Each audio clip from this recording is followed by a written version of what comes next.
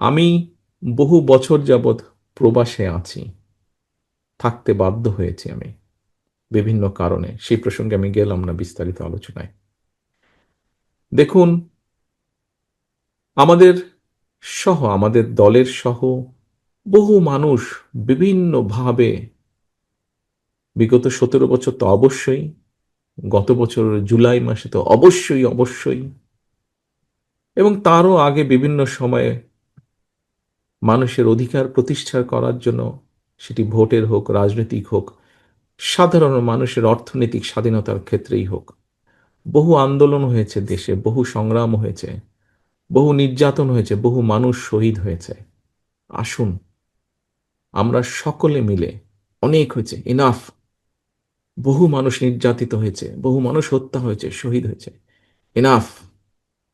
আসুন আমরা সকলে একটা জায়গায় আসি, মতভেদ ভেদাভেদ কমিয়ে নিয়ে আসি। আমরা আমরা কথা বলি।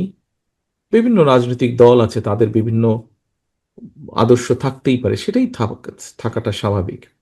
আমরা বহুদলীয় রাজনীতিতে বিশ্বাস করি, বিভিন্ন রকম মত মত থাকবেই, এটাই স্বাভাবিক।